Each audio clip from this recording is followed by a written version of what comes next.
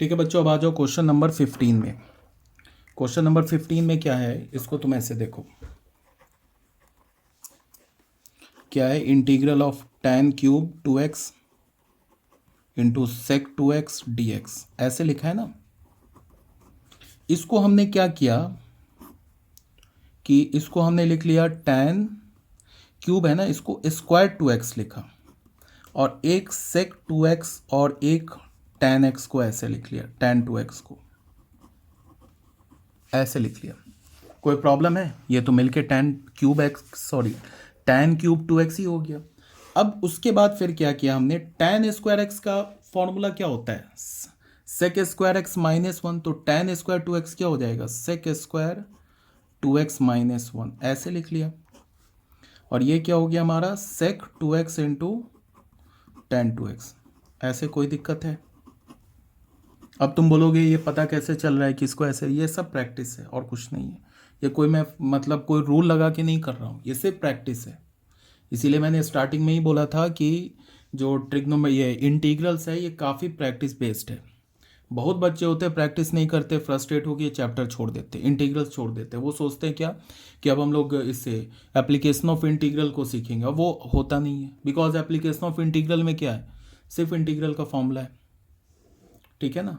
तो अगर तुम्हें इंटीग्रल नहीं क्लियर होगा तो एप्लीकेशन ऑफ इंटीग्रल में तुम्हारी गाड़ी फंस जाएगी, बहुत भयंकर फंसेगी। और जो डिफरेंशियल इक्वेशन है वो तो बिल्कुल 0/0। तो इसीलिए क्या है, डरा नहीं रहा हूँ, डेफिनेट इंटीग्रल से ज़्यादा इंपॉर्टेंट है इंडेफिनिट सीखना। ये सीख जाओगे तो फिर डेफिनेट में कोई प्रॉब्लम नहीं होगा। फिर अगले जो 2 चैप्टर्स है, AOI और डिफरेंशियल इक्वेशन, उसमें भी कहीं कोई दिक्कत नहीं होगी। तो ये हो गया हमारा, ठीक है। अब इसको हमने क्या किया, मल्टीप्लाई कर दिया। तो मल्टीप्लाई करोगे तो क्या होगा, सेक 2x into tan cube x, तो यहाँ पे हो जाएगा हमारा, अच्छा सेक क्यूब x हो जाएगा ना। यहाँ पे हमने लिख लिया tan स्क्वायर 2x लिख लिया। तो फिर tan स्क्वायर 2x को हमने क्या लिखा, सेक स्क्वायर 2x माइनस 1। तो कोई बात नहीं है, इसको तुम कर दो मल्टीप्लाई।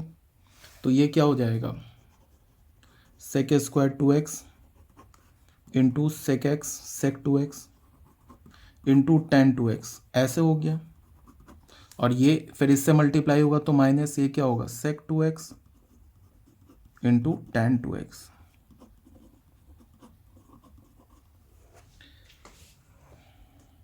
अब मान लेते हैं अगर sec x into tan x, हाँ बस हो गया, ठीक है। तो हो ही गया सॉल्व। इसको अलग अलग कर लो। इसको हमने लिख लिया sec square 2x into sec 2x into tan 2x dx। इसको लिख लो, अलग अलग कर लिया ना हमने, सेक 2x इंटू tan 2x, ऐसे कर लिया। ये तो हमारा फॉर्मूले पे आ गया। इसका तो होगा हमारा सेक 2x/2। इसका आंसर क्या होगा, इस इंटीग्रल का वैल्यू क्या होगा, सेक 2x/2। इसमें है, इसमें क्या करो, इसको हमने मान लिया i। अब i को अलग से करते हैं सॉल्व। i क्या हमारा, sec square 2x into sec 2x into tan 2x। एक मिनट के लिए अभी यहाँ पे हमने छोड़ दिया, ठीक है। इसको इक्वेशन 1 मान लिया। देखो ये सब जो लिखा हुआ है ना, ये जो लिखा हुआ इक्वल के बाद, ये किसके इक्वल लिखा है, इसके इक्वल लिखा है।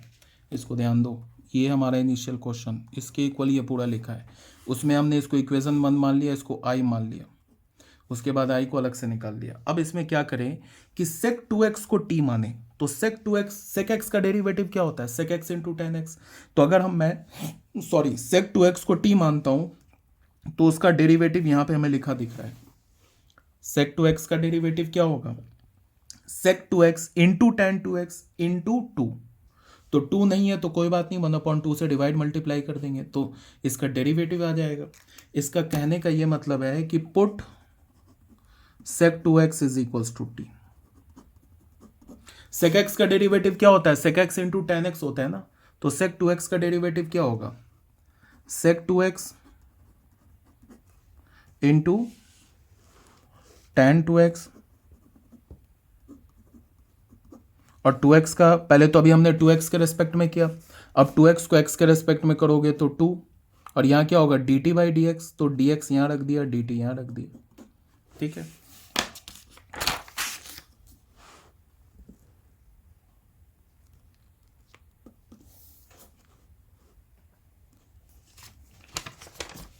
103।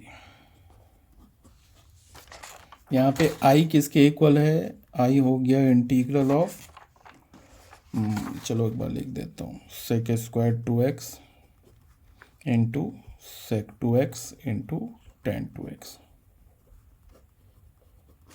अब बताओ, इसको हमने 2 से डिवाइड किया और 2 से मल्टीप्लाई किया, तो एक काम करते हैं ना, ये 1/2 2 को इधर ला के लिख देते हैं, सेक स्क्वायर 2x, इसको यहाँ हमने लिख दिया 2 सेक 2x इंटू टेन 2x। अब यहाँ से यहाँ तक देखो क्या लिख सकते हैं, dt लिख सकते हैं, देखो इसका वैल्यू dt लिख सकते हैं, तो लिख दिया, ये 2 है ना, यहाँ पे dt लिख दिया। और सेक 2x को क्या माना, t, तो ये हमें क्या मिल गया 1/2, और ये क्या हो गया t square into D T, तो ये हो गया 1/2, टी स्क्वायर क्या होगा t2 + 1/2 + 1 प्लस सी, तो ये तो हो गया 3 3 2 ज़ा 6 1/6 t³ प्लस सी, तो ये क्या हो गया, अच्छा कुछ गड़बड़ किया मैंने क्या, कुछ गड़बड़ तो नहीं किया, इंटीग्रल 2x का तो नहीं लिखा, अच्छा अभी नहीं, ठीक है, तो ये /6 और t³ क्या है, t क्या हमने माना है, सेक 2x को माना है ना हमने, t सेक 2x को t, तो क्या हो जाएगा सेक क्यूब 2x प्लस सी, ठीक है, ये हो गया। अब लिखेंगे फ्रॉम 1 क्या है, क्वेश्चन कर रहे हैं हम लोग 15 सॉल्व, तो हम लोग फाइनल इस किस इंटीग्रल को सॉल्व कर रहे हैं, tan³ 2x into sec 2x, इसको कर रहे हैं ना dx, और यही हमें मिला है ना i minus sec 2x into tan 2x, इसी के इक्वल मिला है ना, ठीक है, बात समझ में आ रही है, अब कोई दिक्कत नहीं है।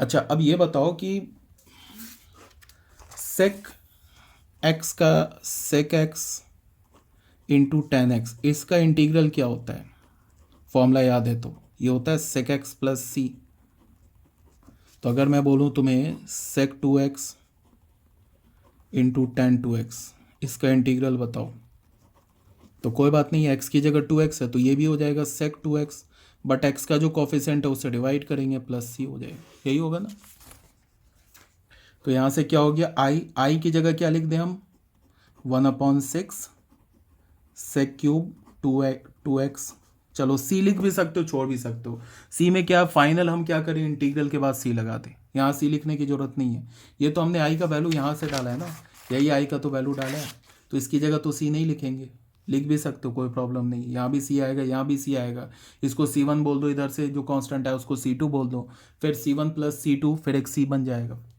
ठीक है, यहाँ माइनस इसका क्या हो गया, इसका हो गया हमारे पास सेक 2x/2, अब यहाँ पे प्लस फाइनल c बोल दिया, ठीक है, इसकी जगह i की जगह ये लिखा, ये हो गया हमारा फाइनल आंसर, हो गया सॉल्व। चाहो तो इस दोनों से 1/2 तुम कॉमन ले सकते हो, चाहो तो तुम ऐसे छोड़ सकते हो, क्या मिल गया हमें, sec cube 2x/6 minus sec 2x/2 plus c, ये हो गया हमारा बच्चों क्वेश्चन नंबर कौन सा हो गया सॉल्व, ये 15 हो गया। अब आते क्वेश्चन नंबर 16 में, क्वेश्चन नंबर 16 क्या बोल रहा है, 10⁴x, इसको कैसे करें इंटीग्रेट, sin⁴x को कर लिया, 10⁴x को कैसे करें इंटीग्रेट, सोचो, इसके लिए भी वही, इसको हम क्या लिख सकते हैं, 10⁴x को हमें इंटीग्रेट करना है ना, इसको तो पहले हमने लिख लिया 10⁻tan² इंटू tan²x, ऐसे लिख लिया, dx कर लिया, ठीक है। अब tan²x को क्या लिख सकते हैं, एक tan²x को हमने लिख लिया sec²x, एक tan²x को क्या लिख लिया हमने sec²x -1, और एक tan²x को छोड़ दिया, बोलोगे ऐसा क्यों किया, अभी पता चल जाएगा। अब कर लिया मल्टीप्लाई, तो ये क्या हो गया, मल्टीप्लाई करेंगे तो होगा sec² into tan² minus, sorry ये tan² अब कर लेंगे अलग अलग, ठीक है।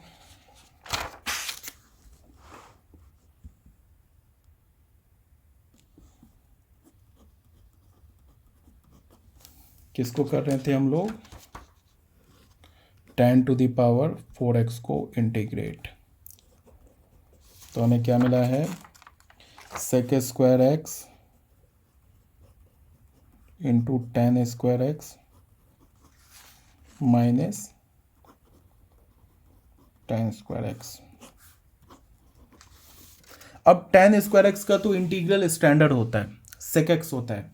sec x का डेरिवेटिव क्या होता है? सॉरी, 10² x का इंटीग्रल स्टैंडर्ड नहीं होता है, गलत बोल दिया मैंने। अब इसको कैसे करें सॉल्व? सोचो, sec² x into 10x, 10x का डेरिवेटिव क्या होता है? पहले तुम इसको करो अलग अलग, इसको कर लो sec² x into 10² x dx minus 10² x dx, अलग अलग कर लो। अब देखो 10x का डेरिवेटिव क्या होता है? sec² x। तो यहाँ अगर तुम 10x को t मानते हो तो यहाँ इसका डेरिवेटिव दिख रहा है, तो यहाँ तो काम चल जाएगा 10x को t मान के। बट हमें tan² x का डेरिवेटिव नहीं पता है, तो कोई बात नहीं है, नहीं पता है तो इसको 1 मिनट ऐसे रखा, अभी आ रहे हैं इस पे। dx, इसको हम क्या लिख सकते हैं? sec² x माइनस 1 ऐसे लिख सकते हैं। अब कहानी बन जाएगी, इसको i बोलो, ठीक है। तो i अब निकाला बाहर, क्या हो गया हमारा? sec² x into 10² x dx। इसमें हमने क्या किया? Put 10x is equals to t। 10x का क्या हो गया? sec² x dx को हमने क्या बोला? dt बोला। तो देखो sec² x dx क्या हो जाएगा? dt, और 10x को t बोला है तो ये हो गया t² dt। ये क्या हो गया? t³/3 प्लस c, और t किसे हमने बोला? 10x को, तो क्या हो जाएगा ये? 10³ x/3 plus c।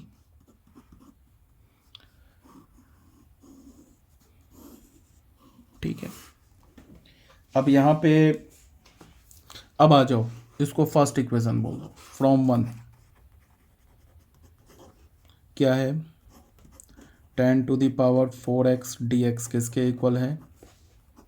i minus, इसको अलग अलग कर लेते हैं। तो यहाँ पे ये चलो एक माइनस ये हो जाएगा ना, sec² x dx, और ये माइनस माइनस प्लस हो जाएगा, तो ये 1 इंटू dx ऐसे हो जाएगा। i का तो वैल्यू हमें पता ही है। अब मैंने अगेन बोला कि कांस्टेंट रख भी सकते हो, छोड़ भी सकते हो, फाइनल एक कांस्टेंट लगा देंगे, तो ये हो गया 10³ x/3। अब ये sec² x है ना, इसका स्टैंडर्ड इंटीग्रल है। 10x का डेरिवेटिव क्या होता है? sec² x। तो sec² x का इंटीग्रल क्या होगा? 10x, और 1 का इंटीग्रल हो गया x, और प्लस हो गया c। ये हो गया हमारा आंसर।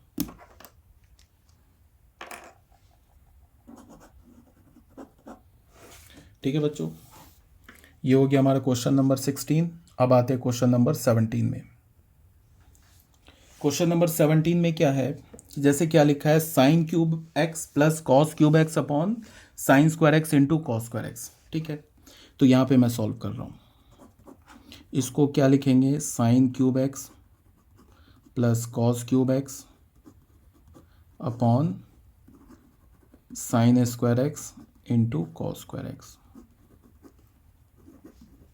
अब इसको ना हम अलग अलग कर लेंगे, जैसे लिखेंगे sin³ x upon sin² x into cos² x plus cos³ x upon sin² x into cos² x, अलग अलग कर लेंगे।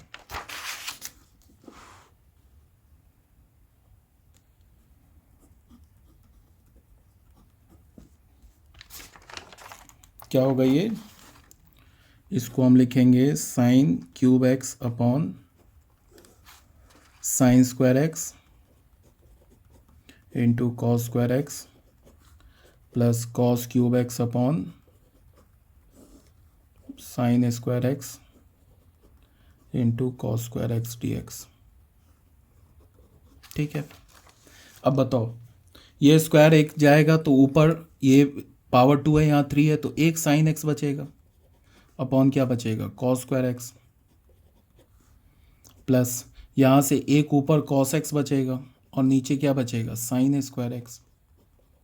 dx अलग अलग कर लिया, क्या हो गया ये sign x upon cos square x d x plus cos x upon sign square x d x.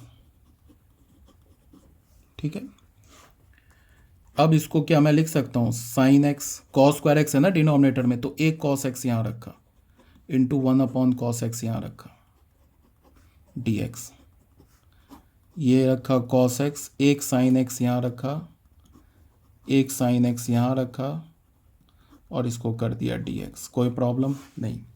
अब ये क्या बन गया, 1 अपॉन कॉस क्या बन गया सेक, और साइन अपॉन कॉस क्या बन गया टेन, कॉस अपॉन साइन क्या बन गया कॉट, 1 अपॉन साइन क्या बन गया कॉसेक, तो ये क्या बन गया sec x into tan x, ये तो स्टैंडर्ड इंटीग्रल आ गया।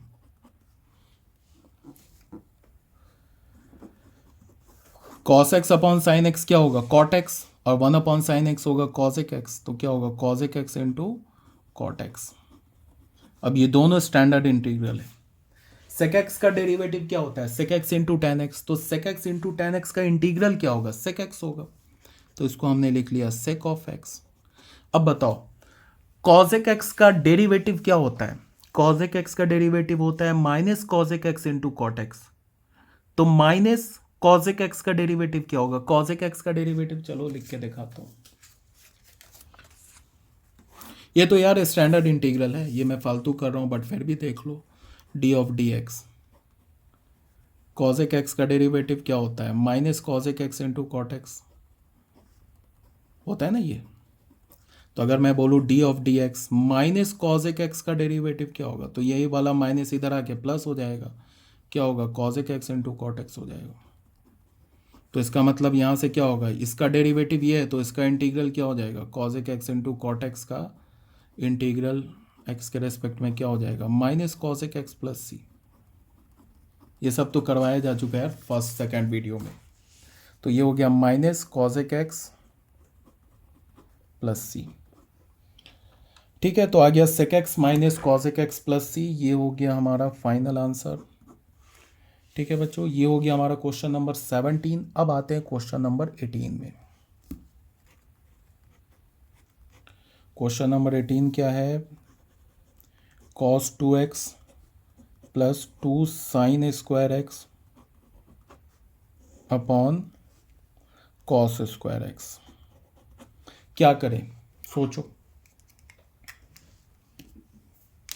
ये मतलब एक लाइन का आंसर अगर तुम्हें क्लिक कर गया ना तो बस बहुत सिंपल सा है। देखो इसका हमें निकालना है ना, cos 2x plus 2 sign square x upon cos square x, अगर तुम्हें क्लिक कर गया तो 2 साइन स्क्वायर एक्स का फॉर्मूला क्या होता है, ये तो कई बार बता दिया। 2 साइन स्क्वायर एक्स का फॉर्मूला क्या होता है 1 माइनस कॉस 2x होता है, और 2 देखो ये काफ़ी इंपॉर्टेंट फॉर्मूला जो लिख रहा हूँ, बहुत ज़्यादा यूज़ आता है ये, बिल्कुल ये रट जाओ ये इस फॉर्मूले को। अब बताओ इसकी जगह क्या लिख सकते हैं, cos 2x है, 2 साइन स्क्वायर एक्स की जगह क्या लिख सकते हैं 1 minus cos 2x upon cos square x, अब dx। अब बताओ ये cos 2x ये cos 2x कैंसिल, ये क्या हो गया 1 upon cos square x dx, तो ये क्या हो जाएगा सेक स्क्वायर एक्स। अब ये तो स्टैंडर्ड इंटीग्रल है, tan x का डेरिवेटिव क्या होता है सेक स्क्वायर एक्स, तो सेक स्क्वायर एक्स का इंटीग्रल क्या होगा tan x, तो ये हो गया tan x प्लस सी। ठीक है, ये हो गया हमारा क्वेश्चन नंबर 18, ये आंसर हो गया। अब आ जाते हैं क्वेश्चन नंबर 19 में।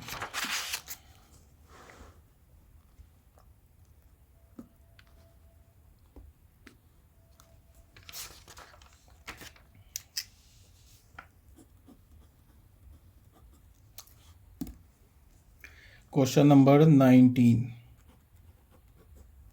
क्वेश्चन नंबर 19 क्या है 1 upon sine of x into cos cube x. इसका हमें क्या निकालना है इंटीग्रल निकालना है, क्या करें सोचो थोड़ा सा। इसमें हम ऐसे कर सकते हैं कि मतलब इसको तुम ऐसे देखो, इसको तुम ना इसको 1/sin x into cos cube x. 1 को क्या लिख सकते हैं, sign square x plus cos square x लिख सकते हैं।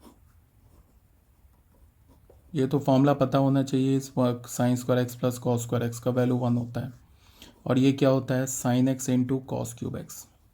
ऐसे लिख लिया। फिर मैंने इसको अलग अलग कर लिया, ये क्या हो गया, साइन स्क्वायर एक्स अपॉन अलग अलग कर लिया, इसको लिख लिया sign x into cos cube x plus cos square x upon sine x into cos cube x d x. ऐसे लिख लिया। अब बताओ क्या होगा, एक तो कैंसिल हो जाएगा ऊपर साइन, तो यहां पे क्या होगा, sign x upon cos cube x, और यहां से क्या होगा, ये स्क्वायर और 3 पावर है तो यहाँ कॉस एक्स आ जाएगा, तो ये क्या हो जाएगा 1/sin x into cos x हो गया। अब क्या करें, अब फिर गाड़ी फंस गई, तो कोई दिक्कत नहीं है, इसको तुम ऐसे लिखो, साइन एक्स अपॉन एक कॉस क्यूब एक्स को यहाँ, एक कॉस एक्स को यहाँ रखो, और ये 1/cos स्क्वायर एक्स ऐसे रखो, प्लस 1 ये जो है ना sign x into cos x. इसमें तुम क्या करो कि इसको तुम ऐसे देखो, इसको तुम करो कॉस स्क्वायर एक्स से डिवाइड और कॉस स्क्वायर एक्स से मल्टीप्लाई, ऐसे करो। इसमें कोई प्रॉब्लम है, ठीक है। तो अब तुम बोलोगे कि ऐसा करने से क्या बेनिफिट हो रहा है, तो बेनिफिट इसमें ये हो रहा है कि हो गया।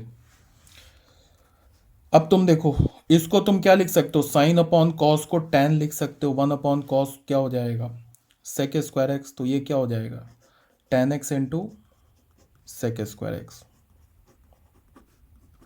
अब बच्चों ये देखो, एक ऐसे लिखने का बेनिफिट क्या हुआ, ये कॉस कैंसिल होके, चलो मैं एक बार लिखता हूँ, ये साइन एक्स अपॉन यहाँ पे ये कॉस एक्स हो गया, एक तो कॉस कैंसिल हो गया, और यहाँ पे क्या लिखा है, ये 1/cos स्क्वायर एक्स ऐसे लिखा है ना, तो ये हो गया हमारा tan x into sec square x.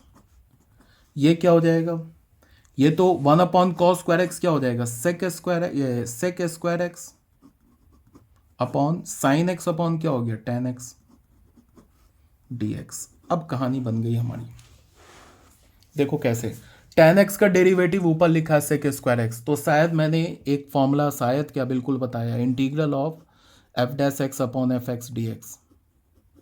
इसका इंटीग्रल क्या बताया, डायरेक्ट मैंने log mod f x plus c, ये डायरेक्ट मैंने फॉर्मूला बता रखा है, और ये काफ़ी इंपॉर्टेंट रिजल्ट है, ठीक है। देखो तो tan x का डेरिवेटिव क्या आ गया, सेक स्क्वायर एक्स, और यहाँ पे क्या करेंगे कि tan x को t मानेंगे, तो उसका डेरिवेटिव पहले इसको अलग अलग कर लो, उससे भी पहले ना इसको अलग अलग कर लो, tan x into sec square x लिख लिया dx, और प्लस इसको हमने लिखा sec square x upon tan x dx लिख लिया, ऐसे लिख लिया, ठीक है। अभी तक कोई प्रॉब्लम नहीं है।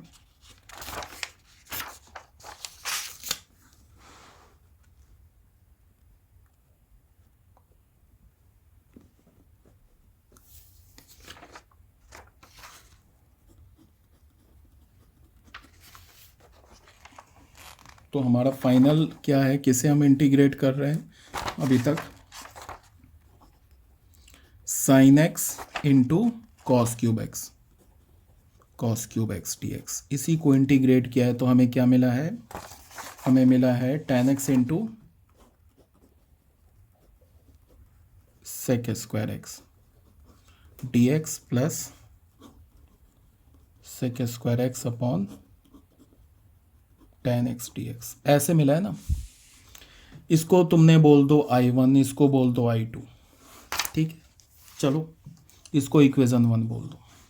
अब I1 को अलग से सॉल्व करो, I1 क्या हमारा tan x into sec square x d x. यहाँ पे tan x का डेरिवेटिव सेक स्क्वायर एक्स, तो यहाँ करो put tan x is equals to t. tan x को हमने t किया तो यहाँ से हमें क्या मिल गया, sec square x d x क्या मिल गया, हमें डी टी मिल गया। ठीक है, तो यहाँ पे tan x को t बोला तो sec square x d x, इसको तो dt डाल दिया तो ये t dt हो गया। तो ये क्या हो गया, t square by two plus c हो गया। t किसे हमने माना, tan x को, तो ये क्या हो गया, tan square x by two plus c. I1 तो मिल गया, अब I2 पर आ जाओ। I2 क्या हमारा, sec square x upon tan x। अगर तुम ये फॉर्मूला लगाओगे तो डायरेक्ट एक ही लाइन में आंसर। लॉग डिनोमिनेटर का, अगर ये डिनोमिनेटर का डेरिवेटिव अगर न्यूमरेटर में, तो क्या होता है, log mod denominator plus c. तो डिनोमिनेटर का डेरिवेटिव है ना न्यूमरेटर में, तो इसको तो तुम डायरेक्ट लिख सकते हो log mod tan x plus c, ऐसे भी लिख सकते हो। या तो फिर तुम ऐसे करो, put tan x is equals to t, tan x को t मान लो, तो क्या हो जाएगा, sec square x d x क्या हो जाएगा, ये आगे होगा ना d t upon d x, तो डी एक्स हमने मल्टीप्लाई कर दिया डी टी। देखो न्यूमरेटर आ रहा है ना सेक स्क्वायर डी एक्स, तो ये हो गया डी टी, और tan x को तो t माना है, तो 1/t का इंटीग्रल क्या होगा, log t, log mod t plus c. तो ये हो गया log t क्या माना हमने, mod tan x plus c. ठीक है, फ्रॉम वन, अब वन में I1 I2 का वैल्यू डाल दो, ये I1 का है ये वैल्यू, और ये I2 का है, दोनों वैल्यू डाल दो। अब I1 I2 में क्या है कि दोनों में C है, तो इसमें भी C डालो, यहाँ भी C डालो, फिर C प्लस सी 2C को फिर तुम बोलो एक नया कांस्टेंट, इतना करने की ज़रूरत नहीं है। लास्ट में यहाँ भी C डालो, यहाँ भी C डालो, C प्लस सी को 2C बोलो एक नया कांस्टेंट, इतने करने की ज़रूरत नहीं है। क्या हम करेंगे, सिर्फ हम ये फाइनल एक कांस्टेंट डाल देंगे। ठीक है, ये हमारा I1 देख लो,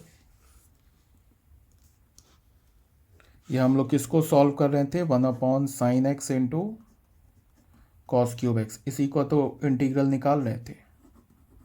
I1 प्लस I2 आया, I1 क्या है, tan square x upon two, I2 क्या हमारा आया, log mod tan x, plus last में C बोल दिया, तो ये हो गया हमारा आंसर।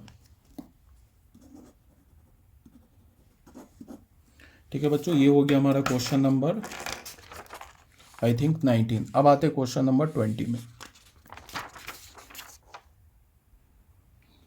ठीक है बच्चों, अब क्वेश्चन नंबर 20 में क्या है कि cos 2x upon cos x plus sine x का होल स्क्वायर, इसका हमें इंटीग्रल निकालना है।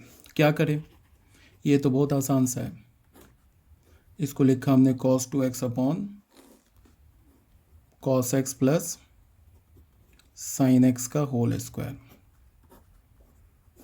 तो लगा दिया डिनोमिनेटर में a प्लस बी का होल स्क्वायर, तो ये क्या हो गया, cos 2x upon cos square x plus क्या होगा 2 cos x into sine x 2ab plus b square, तो प्लस साइन स्क्वायर एक्स, तो ये क्या हो गया, cos 2x upon cos square x plus sine square x 1 plus, अच्छा ये देखो फॉर्मूला क्या बन गया, 2 cos x into sign 2x, ये तो साइन 2x का फॉर्मूला हो गया, यही होता है ना हमारा साइन 2x किसके इक्वल होता है, 2 sin x into cos x के इक्वल होता है, तो ये तो साइन 2x का फॉर्मूला बन गया, साइन 2x। अब देख लो, अगर तुमने डिनोमिनेटर को t माना तो डिनोमिनेटर का डेरिवेटिव निकालो अपने दिमाग में, 1 का डेरिवेटिव क्या होता है 0, साइन 2x का डेरिवेटिव क्या होगा 2 cos 2x, तो 2 तो है नहीं ऊपर, तो कोई बात नहीं है, 2 से डिवाइड मल्टीप्लाई कर देंगे, तो इसका डेरिवेटिव हमें ऊपर दिख रहा है, तो बस कुछ नहीं, हो गया काम। पुट, यहाँ पे हम करते पुट, या लेट 1 प्लस साइन 2x को हमने क्या माना, t माना, तो 1 का डेरिवेटिव तो 0, साइन 2x का डेरिवेटिव चेन रूल से क्या होगा 2 cos 2x, और यहाँ क्या होगा dt बाई डी एक्स, तो dx को इधर ले आए तो ये हो गया dt, तो 2 cos 2x किसके इक्वल मिल गया हमें, dt के, तो यहाँ पे हमने 2 से डिवाइड किया, 2 से मल्टीप्लाई किया, 2 cos 2x लिखा अपॉन 1 प्लस साइन 2x लिखा, और ये लिखा dx, ये हो गया 1/2, 2 cos 2x को हमने लिख दिया dt, one plus sign two x को टी माना था, तो ये तो लॉग वाला फॉर्मूला बन गया। तो ये हो गया 1/t log mod t plus c. तो ये हो गया 1/2 लॉग, और टी क्या हमारा 1 प्लस साइन टू एक्स। तो एक तो हमारा ये हो गया, ठीक है। इसको तुम ऐसे भी लिख सकते हो, ये भी आंसर हो गया हमारा, ये आंसर हो गया। इसको तुम थोड़ा सिंप्लीफाई अगर करना चाहते हो तो तुम इसको ऐसे लिख लो 1/2 लॉग मॉड, 1 को फिर लिख लो sine square x plus cos square x, और साइन टू एक्स को लिख लो 2 sine x into cos x. फिर वही काम, इसको हमने स्क्वायर करके क्या बोला था, यही तो बोला था 1 प्लस साइन टू एक्स। फिर 1 प्लस साइन टू एक्स को क्या लिख लेंगे, cos x plus sine x का होल स्क्वायर। तो ये ऐसा क्यों लिख रहे हैं देख लो, ये क्या हो जाएगा, ये हो जाएगा ना sign x plus cos x का होल स्क्वायर।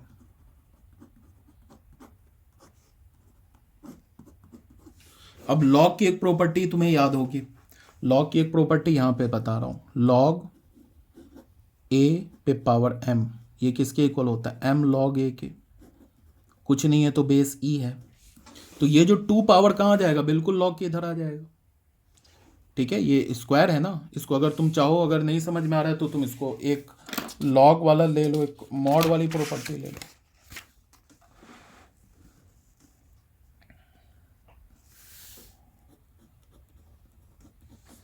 ऐसी प्रॉपर्टी ले लो, इसको तुम लिख सकते हो 1/2 log mod sine x plus cos x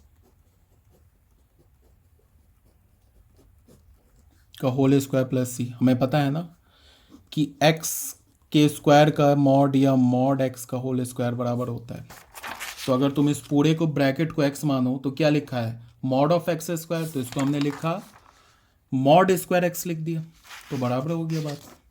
अब ये 2 इधर आ जाएगा, तो ये 2 इधर आएगा तो 2/2 कैंसिल हो गया, तो ये हो गया log mod sine x plus cos x plus c. ये भी आंसर हो सकता है, ठीक है बच्चों। ये हो गया हमारा क्वेश्चन नंबर 20। अब आते हैं क्वेश्चन नंबर 21 में। क्वेश्चन नंबर 21 क्या है हमारा, साइन इनवर्स कॉस एक्स। अब यहां पे इनवर्स की प्रॉपर्टी लगेगी, क्या है हमारे पास, sine inverse cos x d x. इसको हमने साइन इनवर्स, कॉस एक्स को क्या लिख सकते हैं, कॉस एक्स को लिख सकते हैं sine π/2 minus x, 11th class की ट्रिग्नोमेट्री या 10th क्लास की ट्रिग्नोमेट्री से। अब फिर 11th क्लास में, सॉरी 12th में, अगर तुमने ITF पढ़ा इनवर्स ट्रिग्नोमेट्रिक फंक्शन, तो साइन इनवर्स और साइन क्या हो जाएगा, कैंसिल हो जाएगा। तो ये क्या हो जाएगा, π/2 माइनस एक्स डी एक्स। तो इसको अलग अलग कर लिया, ये हो गया π/2 d x minus x d x. तो π/2 आ गया बाहर, तो ये हो गया 1 D x minus x d x. अब π/2 तो कांस्टेंट हो गया, बाहर आ गया, 1 का इंटीग्रल x हो गया। अब इसमें कौन सा फॉर्मूला लगेगा, x to the power n का, x पे पावर 1 है ना, तो क्या होगा, x पे पावर 1 + 1 अपॉन 1 + 1 + c। तो क्या हो गया, πx/2 माइनस x²/2 + c, ये आंसर होगा। अब आते हैं बच्चों क्वेश्चन नंबर 22 में। क्वेश्चन नंबर 22 में क्या है, 1/cos x - a into cos x - b। ये थोड़ा ट्रिकी है ये क्वेश्चन, इसको ध्यान से देखो, बहुत आसान है। इसमें क्या करना है हमें, cos x - a into cos x - b। अब तुम मेरी बात को देखो ध्यान से, इस कॉस का आर्गुमेंट x - b, इस कॉस का आर्गुमेंट x - a। तो तुम क्या करो, एक चीज को देखो, x - b minus x - a को तुम क्या लिख सकते हो, अगर इस दोनों का डिफरेंस लिया तो ये x और ये x तो कैंसिल हो जाएगा, इधर प्लस हो जाएगा, इधर का माइनस का आ जाएगा, तो ये क्या हो जाएगा, a - b। इसका मतलब इस लेफ्ट हैंड साइड को क्या तुम लिख सकते हो, राइट हैंड साइड लिख सकते हो। अब तुम देखो मैं क्या करूंगा, इसको मैं ए माइनस बी से डिवाइड कर दिया। ये तो कांस्टेंट है ना, वेरिएबल से ऐसे नहीं कर सकते 1/x से डिवाइड और मल्टीप्लाई कर दिया, वेरिएबल से नहीं करते, कांस्टेंट से तो कर सकते हैं। अब यहाँ हमने लिख दिया a minus b upon cos x minus a into cos x minus b d x, ऐसे लिख लिया, कोई दिक्कत? अब इस ए माइनस बी को मैं फिर ये दोबारा लिख सकता हूँ। अच्छा, यहाँ पे ना मैंने ए माइनस बी से करने से काम नहीं चलेगा, इसको तुम करो साइन ए माइनस बी से करो, ए माइनस बी से काम नहीं चलेगा। यहाँ पे तुम करो क्या, भाई पता चलेगा साइन ए माइनस बी से, साइन, इसको हम ऐसे लिख सकते हैं ना, मतलब ये वाली जो चीज़ है इसको हम क्या लिख सकते हैं, ए माइनस बी, तो साइन ए माइनस बी से हमने क्या किया, मल्टीप्लाई डिवाइड कर दिया। अब तुम बोलोगे क्यों किया, sine a minus B constant है, वेरिएबल से मल्टीप्लाई और डिवाइड नहीं करते, ऐसा नहीं कि यहाँ पे एक्स से मल्टीप्लाई डिवाइड कर दिया, ए माइनस बी कॉन्स्टेंट है तो sign a minus B constant है, ठीक है। ए माइनस बी को ये लिखा, फिर साइन ए माइनस बी से मल्टीप्लाई और डिवाइड कर दिया। अब देखो उसमें क्या हो गया,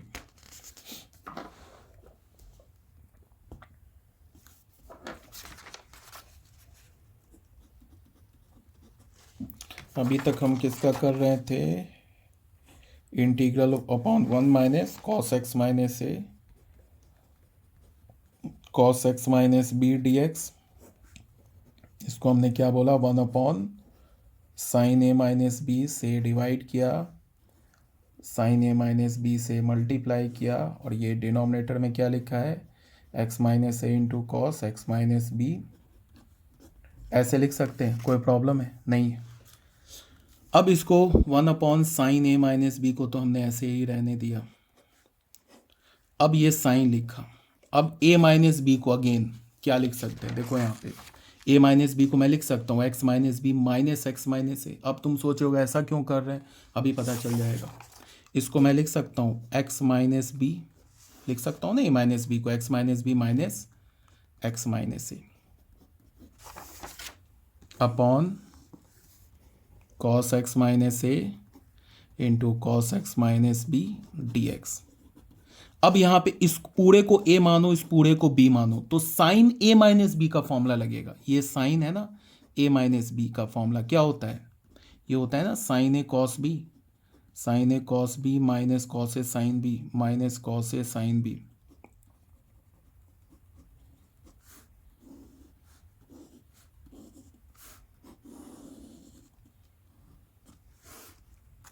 तो ये हो गया 1 upon sine a minus B, और इंटीग्रल, यहाँ पे ये फॉर्मूला याद है ना, ए की जगह क्या है एक्स माइनस बी और बी की जगह क्या एक्स माइनस ए, तो क्या लिखेंगे साइन ए तो sine x minus b into cos b तो cos x minus a minus cos a क्या हमारा x minus b into sine b क्या हमारा एक्स माइनस ए, ऐसे लिख लिया, upon cos of x minus a into cos of x minus b d x, ऐसे कर लिया।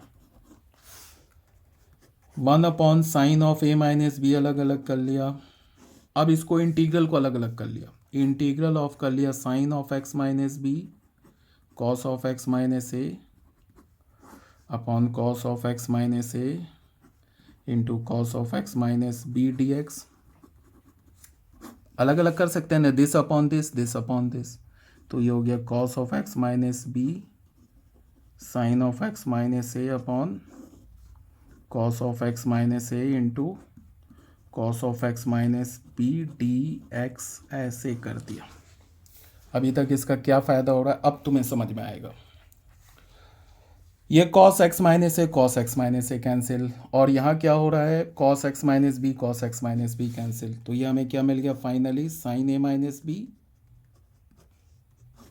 ये क्या हो गया tan x minus b d x minus, ये क्या हो गया sine x minus a upon cos x minus a tan x minus a d x, ऐसे हो गया।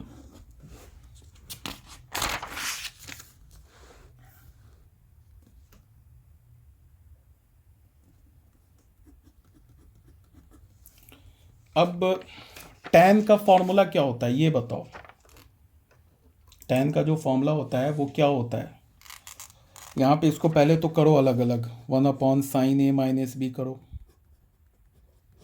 ठीक है। और इसको अच्छा अलग अलग कर चुके हैं हम लोग, tan x - b dx minus tan x - a dx, ऐसे अलग अलग कर लिया, ठीक है। अब ये बताओ कि ये फॉर्मूला मैं पूछ रहा हूँ tan x dx का, ये फॉर्मूला क्या होता है? ये ऑलरेडी मैंने प्रूफ कर रखा है। ये होता है एक तो minus log mod cos x plus c और log mod sec x plus c, और नहीं याद है तो याद करो, ठीक है। अब ये क्या हो गया, 1/sin a - b, इसमें लगाया। अब यहाँ पे x की जगह क्या है, लीनियर फंक्शन है ना x - b, ये समझो x की जगह लीनियर फंक्शन है तो फॉर्मूला तो सेम लगेगा, बट x के कॉफिशेंट से डिवाइड हो जाएगा, और यहाँ पे x का कॉफिशेंट क्या अगेन 1 है। देखो x की जगह ये x - b है ना, तो यही फॉर्मूला लगेगा, बट x के कॉफिशेंट से डिवाइड हो जाएगा, बट x का कॉफिशेंट तो 1 है, तो 1/1 करोगे तो 1 ही हो जाएगा। तो इसका मतलब ये क्या हो जाएगा, माइनस लॉग मॉड कॉस, मान लो ये फॉर्मूला लगा दिया, x की जगह क्या होगा x - b का मॉड, माइनस है, ये क्या होगा माइनस लॉग मॉड और कॉस, ये क्या होगा x - a, अब फाइनल हमने c ऐड कर दिया। x का कॉफिशेंट 1 है ना, तो 1/1 करोगे, उसको लिखने की जरूरत है नहीं, तो ये हो गया 1/sin a - b। अब ये माइनस माइनस तो प्लस हो गया, तो इसको ऐसे लिख लिया लॉग, पहले इसको लिख लिया cos x - a मॉड, ये माइनस इधर ले गए लॉग cos x - b। हमारा तो आंसर आ गया क्योंकि इंटीग्रल हट गया, बट अब इसको सिंप्लीफाई और थोड़ा कर लेते हैं। log a minus log b क्या होता है, डिवीजन में आ जाता है log a/b, ये पढ़ रखा होगा फॉर्मूला log का। तो ये log a का काम cos x - a कर रहा है, b का काम cos x - b कर रहा है, तो log a minus log b, तो क्या हो जाएगा ये sin a - b,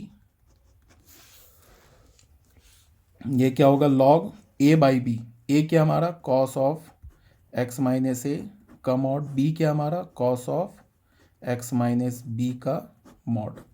फिर एक प्रॉपर्टी है हमारे पास mod of a upon mod of b, क्या होता है mod of a upon b, एक मॉड में आ जाता है mod of a upon mod b, तो ये भी एक मॉड में आ जाएगा प्लस c, तो ये क्या हो जाएगा 1/sin a - b, ये हो जाएगा लॉग मॉड a का काम कर रहा cos x - a और b का काम कर रहा cos x - b, तो ये एक मॉड में आ जाएगा cos of x - a upon cos x - b plus c, ऐसे लिख लो आंसर, ठीक है। तो ये हमारा आंसर हो गया। आंसर तो जैसे ही इंटीग्रल खत्म हुआ था ना, वैसे ही आंसर आ गया, आंसर तो यहीं पे आंसर दे सकते थे, इसको कोई गलत नहीं करता। ये हो गया बच्चों क्वेश्चन नंबर 22। अब आ जाओ क्वेश्चन नंबर 23 में, ठीक है बच्चों, अब आ जाओ क्वेश्चन नंबर 23 में।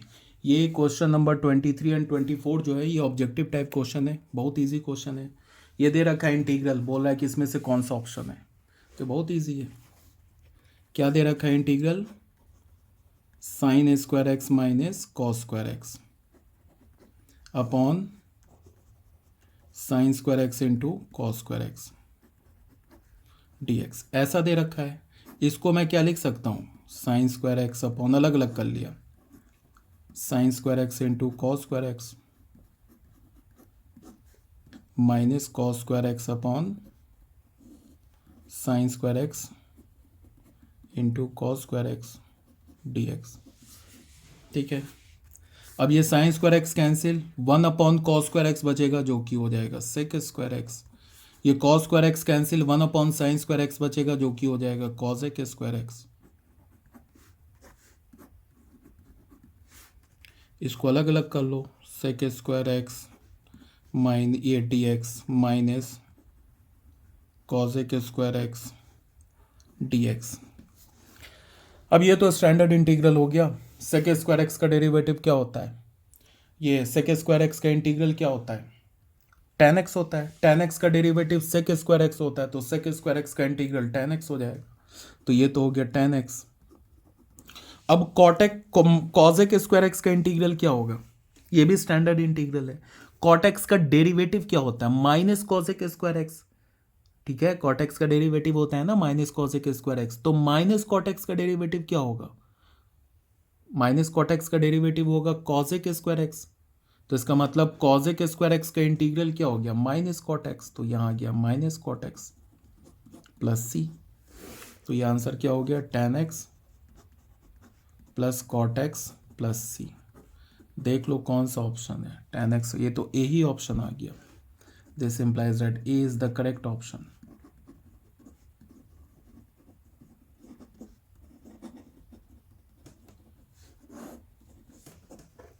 ठीक है, अब आ जाओ बच्चों क्वेश्चन नंबर 24 में। ठीक है बच्चों, अब आ जाओ क्वेश्चन नंबर 24 में। क्वेश्चन नंबर 24 में क्या दे रखा है, integral of e to the power x, integral of e to the power x 1 plus x upon cos square e to the power x into x, इसका इंटीग्रल पूछ रहा है। नीचे 4 ऑप्शन दे रखा है। तो अब सोचो इसमें क्या करेंगे। यहाँ हमें ये जो चीज़ दिख रहा है थोड़ा सा दिख रहा है कि यार ये थोड़ा सा ऑड टाइप का दिख रहा है, e to the power x into x. तो जो मतलब कभी तुम्हें कुछ समझ में नहीं आया ना, तो जो ऑड टाइप का फंक्शन दिख रहा हो ना, जैसे ये थोड़ा ऑड दिख रहा है ना e to the power x into x, तो जो ऑड टाइप का फंक्शन दिख रहा है उसी को टी मान लो। अगर कभी समझ में नहीं आए कि क्या इंटीग्रेट करें, मतलब किसको टी माने, तो मैं क्या करता हूँ कि e to the power x plus into x को टी मान लेता हूँ। देखो सॉल्यूशन, हमने क्या किया कि लेट, ये हमें करना है ना e to the power x 1 plus x upon cos square e to the power x into x. इसमें हमने क्या किया, let e to the power x into x को हमने टी मान लिया। अब दोनों साइड डिफ्रेंशिएट कर दिया तो क्या लगेगा, प्रोडक्ट रूल लगेगा। तो e to the power x का डेरिवेटिव, पहले ई टू दी पावर एक्स का डेरिवेटिव लेंगे, एक्स को छोड़ देंगे, फिर e to the power x को छोड़ देंगे, फिर एक्स का डेरिवेटिव लेंगे। यही होता है ना प्रोडक्ट रूल। एक्स के रिस्पेक्ट में डिफ्रेंशिएट करेंगे तो e to the power x का derivative e to the power x, x को छोड़ दिया, फिर e to the power x को छोड़ दिया, एक्स का डेरिवेटिव एक्स के रेस्पेक्ट में 1, और यहाँ क्या होगा d t upon d x. अब यहाँ से हमने e to the power x common ले लिया, तो यहाँ क्या बचा 1, यहाँ क्या बचा एक्स, और डी एक्स को इधर ले आया तो ये बन गया डी टी। अब तुम इसको देखो, ये पूरा न्यूमरेटर आ गया, ये जो चीज़ है ना न्यूमरेटर आ गया, e to the power x 1 plus x into d x, क्या बन गया डी टी। तो ये हो गया ना हमारा डी टी, और इसी को हमने टी माना है, तो ये क्या हो गया कॉस स्क्वायर टी, तो ये क्या बन गया sec square t t t. अब सेक स्क्वायर टी, तो ये तो स्टैंडर्ड इंटीग्रल है। tan एक्स का डेरिवेटिव क्या होता है सेक स्क्वायर एक्स, तो सेक स्क्वायर टी का क्या होगा tan of t plus c, और tan और t हमने किसे माना है e to the power x into x को प्लस सी। तो ये हमारा आंसर हो गया। आंसर तो यहाँ नहीं है, हमें ऑप्शन खोजना है tan e to the power x into x plus c. तो ये B is the correct option, ये हो गया। This implies that B is the correct option.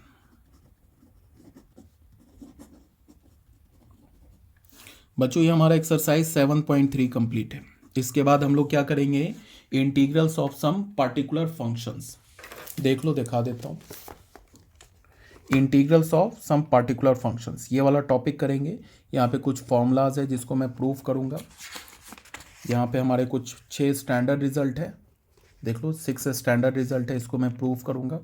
उसके बाद फिर ये कुछ और इम्पॉर्टेंट दे रखे हैं कि किस तरह से हम इंटीग्रल को मैनिपुलेट करते हैं फंक्शन को।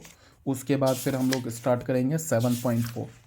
ठीक है, तो इसके बाद जब 7.4 हो जाएगा ना, तो मैंने मेथड ऑफ इंटीग्रेशन में बताया था ना, ये मेथड ऑफ इंटीग्रेशन में 3 पार्ट्स है। पहला पार्ट क्या बताया था, इंटीग्रेशन बाय सब्स्टिट्यूशन। दूसरा पार्ट क्या बताया था, इंटीग्रेशन बाय पार्शियल फ्रैक्शन। और तीसरा बताया था इंटीग्रेशन बाय पार्ट्स। तो जब हम लोग 7.3 कर लेंगे ना, सॉरी 7.4 कर लेंगे कंप्लीट, तो हमारा इंटीग्रेशन बाय सब्स्टिट्यूशन कंप्लीट हो जाएगा। ये आ जाएगा सेकेंड पार्ट में, इंटीग्रेशन बाय पार्शियल फ्रैक्शन। उसके बाद पार्शियल फ्रैक्शन हमारा क्या चल रहा है, चलेगा, ये एक एक्सरसाइज है पार्शियल फ्रैक्शन का। उसके बाद आता है इंटीग्रेशन बाय पार्ट्स, इसके भी आई होप एक ही एक्सरसाइज हो 7.6। ठीक है, एक और एक्सरसाइज है 7.7, इंटीग्रेशन बाय पार्ट्स के 2 एक्सरसाइज है, पार्शियल फ्रैक्शन की 1 एक्सरसाइज है और इंटीग्रेशन बाय सब्स्टिट्यूशन का 1 एक्सरसाइज बचा। तो हमारा इंडेफिनिट कंप्लीट हो जाएगा, फिर हम लोग डेफिनिट में आएंगे। अगर वीडियो पसंद आ रहा है तो लाइक करो, कम से कम कमेंट करो और शेयर करो और अपने दोस्तों को भी रिकमेंड करो। अगर पसंद आ रहा है तो, नहीं पसंद आ रहा है तो कोई बात नहीं है, ना ही लाइक करने की ज़रूरत है, ना ही शेयर करने की ज़रूरत है, ना ही कमेंट करने की ज़रूरत है। ओके, फिर मिलते हैं नेक्स्ट वीडियो में।